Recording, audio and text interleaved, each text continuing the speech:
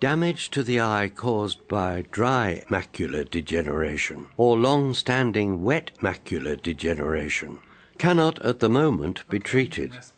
Some people with wet macular degeneration will be offered a form of laser treatment, but the more usual treatment now is with a drug injected into the eye to stop the formation of new blood vessels. The treatment is not a miracle cure, but it does help to maintain vision in most people who have it. The injections are given in hospital every 4 to 6 weeks. Naturally, at first, some patients are worried about having an injection in the eye. They're usually quite disturbed by the fact it's an eye injection to begin with, but once they realise that they're going to have local anaesthetic drops and they're going to be well prepared, we take them through the whole procedure, and then they go into an injection room, which is non-threatening really, because it's a small room, it's not an operating theatre, and we introduce that to them beforehand if necessary, because some people are very nervous about having a needle put directly into the eye. Lots of people think it's actually going to go into the eyeball directly through, the pupil area, and that's not the case. It's to the side. They also envisage that they're going to see the needle, going into the eye, and that's not the case either. Most patients, when they've had the procedure, don't realise actually that it's finished because it's such a quick injection.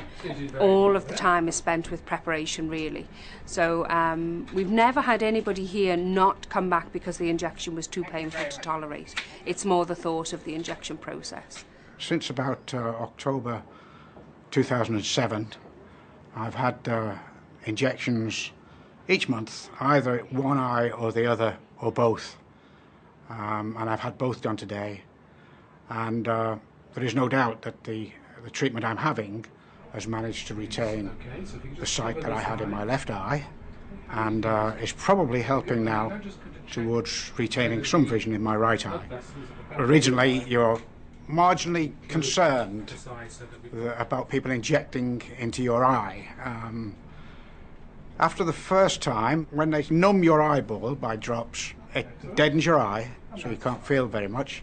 There is no sensation of pain whatsoever.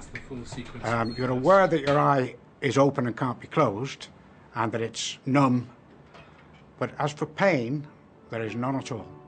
Whether or not your macular degeneration is treatable, you should still have regular eye examinations to check the health of your eye, not just your sight.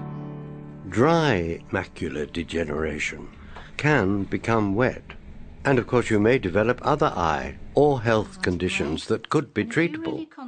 You can help yourself by checking your own vision regularly with an Amsler grid, which can help detect changes in your vision.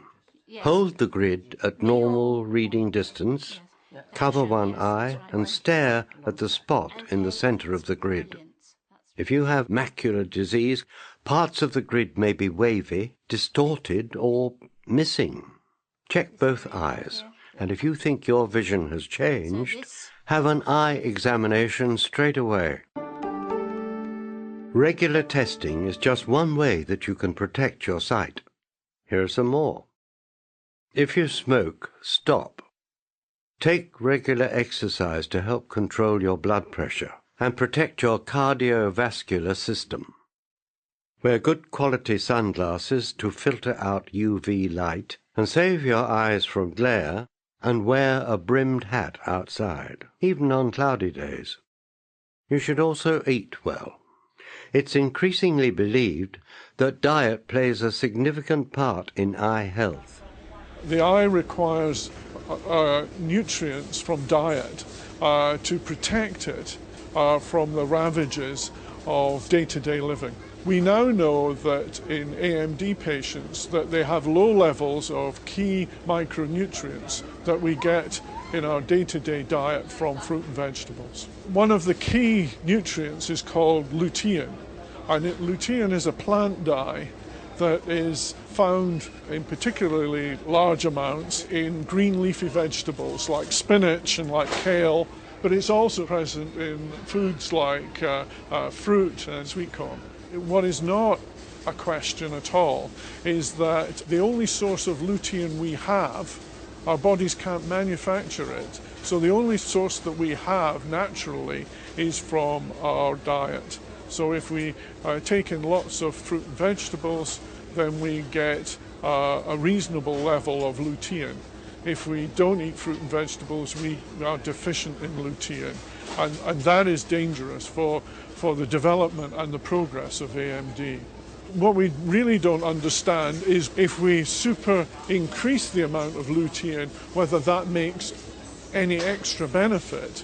And that's a question that's out to study at the moment in very large trials going on in Europe and America.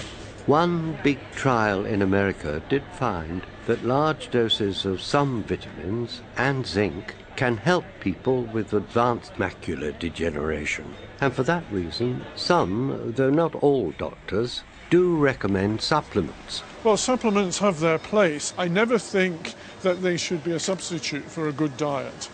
That's one thing from the outset. But they do give an opportunity to give a real boost to some of these vitally important antioxidants that we do need in our diet. The Macular Society has useful leaflets about nutrition and other ways you can help protect your vision. While self-help is important in coping with macular disease, there's a lot of other help available too. Low vision experts help people to make the most of their sight. Your local social services department, eye clinic or blind society will know where your nearest centre is.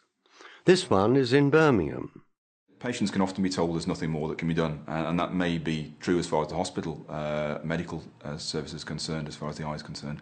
But that is really the beginning point, and there's plenty that can be done as far as low vision is concerned. So this is really the beginning point of low vision services and where we can step in and try and help. We're here to look at anyone with visual impairment and try and make the most out of the vision that's remaining. So from the low vision clinic, where I work, we're looking at magnifiers and aids to make the most of people's remaining sight. Elsewhere on site here we have a resource shop where people can look at aids to help them in daily living. So it's got a camera and it's taking a picture of it, and I can drive it up or down depending on the size that I need to read with. Two different sizes. I lose that one though. Yeah. That's almost too big for me. Yeah. And that's better. Oh, I can see that one. Yeah, can you see that one? There is a wide range of low vision aids and high-tech equipment, from simple handheld magnifiers to sophisticated computers and camera readers.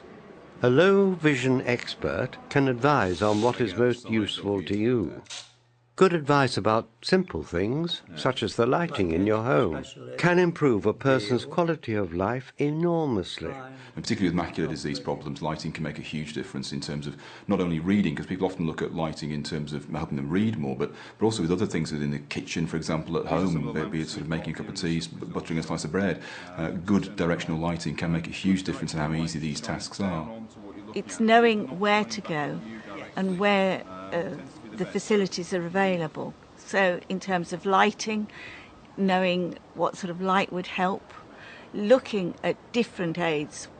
What suits one person doesn't suit another person. Each person has a different need, but you have to, with the help of professionals, explore what's best for you. If no one suggests you should have low vision advice, you can ask to be referred to a low vision service yourself if you're having problems reading or doing everyday tasks. If your sight loss is significant, you can be registered as sight impaired or severely sight impaired. This can entitle you to certain benefits, and in some areas is the mechanism for accessing help from social services.